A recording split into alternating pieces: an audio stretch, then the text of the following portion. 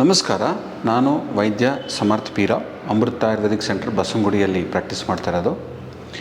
ಈ ಸಂಚಿಕೆಯಲ್ಲಿ ನಾನು ಉಪದಂಶ ಅಥವಾ ಈ ಗುಹ್ಯ ವ್ಯಾಧಿಗಳು, ಪ್ರೈವೇಟ್ ಪಾರ್ಟ್ಸಲ್ಲಿ ಬರೋ ಹುಣ್ಣುಗಳು, ಗಾಯಗಳು, ಉರಿ, ಗಂಡಸರು ಹೆಂಗಸರು ಇಬ್ಬರಲ್ಲೂ ಬರೋದು, ಇದರಲ್ಲಿ ಬಂದಾಗ ಮಾಡಿದಾಗ ಏನೇನು ತೊಗೊಬಾರ್ದು ಅಂತ ಆಯುರ್ವೇದ ಏನು ಹೇಳುತ್ತೆ ಅಂತ ತಿಳಿಸ್ಕೊಡ್ತಾ ಇದ್ದೀನಿ.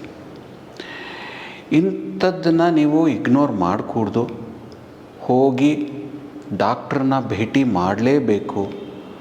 ಆದರೆ ಡಾಕ್ಟ್ರ್ ಅದನ್ನು ಪರೀಕ್ಷೆ ಮಾಡಿ ಬ್ಲಡ್ ಟೆಸ್ಟ್ಗಳು ಇದ್ದರೆ ಕೂಡ ಅದನ್ನು ತಿಳಿಸ್ಕೊಡ್ತಾರೆ.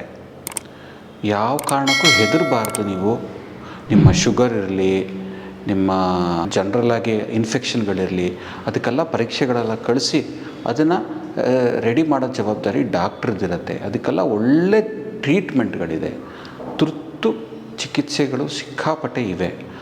ಮಾಡರ್ನಲ್ಲೂ ಇದೆ, ಆಯುರ್ವೇದಲ್ಲೂ ಇದೆ. ಸೊ ಅವನ್ನ ನೀವು ಡಾಕ್ಟ್ರಿಗೆ ಹೋಗಿ ಪರೀಕ್ಷೆ ಮಾಡಿ ನಂತರ ಅದಕ್ಕೆ ಟ್ರೀಟ್ಮೆಂಟ್ ಮಾಡೋದು ತುಂಬ ಒಳ್ಳೆಯದು. ಇಂಥ ಗುಹ್ಯ ವ್ಯಾಧಿಗಳಲ್ಲಿ ಉಪದಂಶ ಅನ್ನೋ ಒಂದು ಕಾಯಿಲೆಯಲ್ಲಿ ಬಂದಾಗ ಇದರಲ್ಲಿ ಆಯುರ್ವೇದದಲ್ಲಿ ಸುಮಾರು ವೆರೈಟಿ ಬರುತ್ತೆ.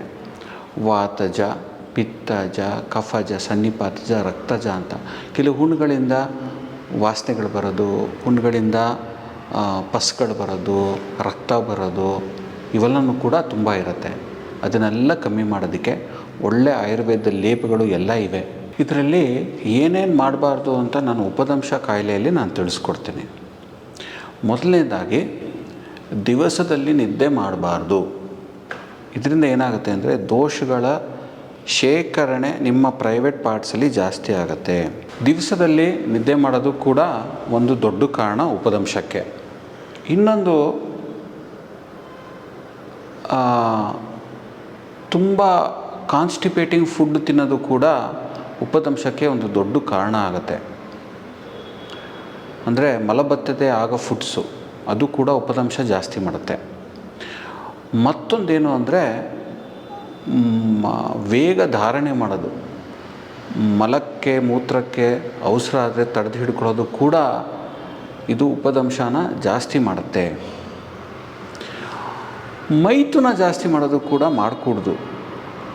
ಈ ಒಬ್ಬರಿಗೆ ಒಂದು ಪ್ರಾಬ್ಲಮ್ ಆದಾಗ ಕಪಲ್ಸಲ್ಲಿ ಇನ್ನೊಬ್ಬರನ್ನ ಸೇರಕ್ಕೆ ಹೋದಾಗ ಅದು ಕೂಡ ಇನ್ಫೆಕ್ಷನ್ ಇತ್ತು ಅಂದರೆ ಹರಡುತ್ತೆ, ಅಥವಾ ಪ್ರಾಬ್ಲಮ್ ಇರೋರಿಗೆ ಜಾಸ್ತಿ ಆಗುತ್ತೆ.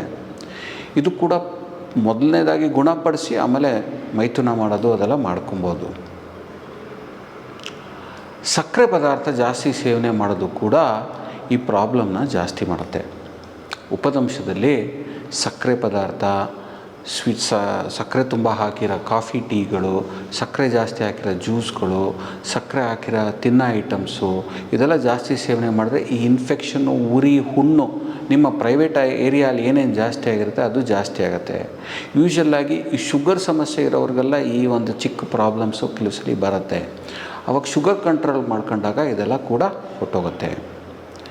ಅತಿಯಾಗಿ ವ್ಯಾಯಾಮ ಮಾಡೋದು, ತುಂಬ ಕಷ್ಟಪಟ್ಟು ಕೆಲಸಗಳು ಮಾಡೋದು, ಇದು ಕೂಡ ಒಂದು ದೊಡ್ಡ ಕಾರಣ ಈ ಉಪದಂಶ ಅಂತ ಕಾಯಿಲೆ ಜಾಸ್ತಿ ಆಗೋದಕ್ಕೆ.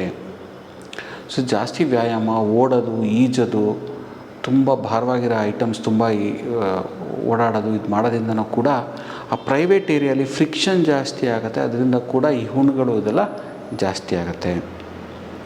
ಮತ್ತೊಂದು ಹುಳಿಯಾಗಿರೋ ಜ್ಯೂಸ್ಗಳು ಸೇವನೆ ಮಾಡೋದು, ಹುಳಿ ಆರೆಂಜ್ ಜ್ಯೂಸ್ ಇರಲಿ, ತುಂಬ ಲೆಮನ್ ಜ್ಯೂಸ್ ಇರಲಿ, ಇದನ್ನು ಕೂಡ ಸೇವನೆ ಮಾಡೋದ್ರಿಂದ ಈ ಹುಣ್ಣುಗಳು ಜಾಸ್ತಿ ಆಗುತ್ತೆ. ಮಜ್ಜಿಗೆ ಕೂಡ ಜಾಸ್ತಿ ಮಾಡುತ್ತೆ. ಸೊ ಉಪದಂಶ ಅಂತ ನಿಮ್ಮ ಪ್ರೈವೇಟ್ ಏರಿಯಾಗಳಲ್ಲಿ ಹುಣ್ಣುಗಳು, ಉರಿಗಳು, ಕೀವು ಬರೋದು, ರಕ್ತ ಬರೋದು, ನೆವೆ ಇದೆಲ್ಲ ತುಂಬ ಇತ್ತು ಅಂದರೆ ಡಾಕ್ಟ್ರನ್ನ ಫಸ್ಟ್ ಭೇಟಿ ಮಾಡಿ, ಭಯ ಪಡೋಕ್ಕೆ ಹೋಗಬೇಡಿ. ಪರೀಕ್ಷೆ ಎಲ್ಲ ಮಾಡಿ ಕರೆಕ್ಟಾಗಿ ಹೇಳ್ತಾರೆ. ಅದ್ರ ಜೊತೆಗೆ ತುಂಬ ಮಜ್ಜಿಗೆ ಹಾಗೂ ಈ ಹುಳಿ ಪದಾರ್ಥ, ಈ ಜ್ಯೂಸ್ಗಳು ಅದೆಲ್ಲ ಜಾಸ್ತಿ ಸೇವನೆ ಮಾಡೋಕ್ಕೆ ಹೋಗಬೇಡಿ. ಸಕ್ಕರೆ ಹಾಕಿರೋದು ಜಾಸ್ತಿ ಸೇವನೆ ಮಾಡ್ಕೊಳಕ್ಕೆ ಹೋಗಬೇಡಿ. ಪಾರ್ಟ್ನರ್ ಜೊತೆನೂ ಸೇರೋಕ್ಕೆ ಹೊಡೋಕ್ಕೆ ಮುಂಚೆ ಇದನ್ನು ನೀವು ಪರಿಹಾರ ಮಾಡ್ಕೊಳ್ಳಿ. ಇನ್ಫೆಕ್ಷನ್ ಇತ್ತು ಅಂದರೆ ಟ್ರೀಟ್ ಮಾಡ್ಕೊಳ್ಳಿ. ಇನ್ಫೆಕ್ಷನ್ ಕಂಪ್ಲೀಟಾಗಿ ಗುಣ ಆಗಿದ್ಮೇಲೆ ನಿಮ್ಮ ಹಸ್ಬೆಂಡ್ ಅಥವಾ ವೈಫ್ ಜೊತೆ ತಾವು ಸೇರ್ಕೊಬೋದು. ಅದರಿಂದ ಇನ್ಫೆಕ್ಷನ್ಗಳು ಹರಡದೇ ಇರುತ್ತೆ. ಮುಂದಿನ ಸಂಚಿಕೆಯಲ್ಲಿ ಏನೇನು ತಿನ್ನಬೇಕು ಅಂತ ತಿಳಿಸ್ಕೊಡ್ತೀನಿ. ಅಲ್ಲಿವರೆಗೂ ನಮಸ್ಕಾರ.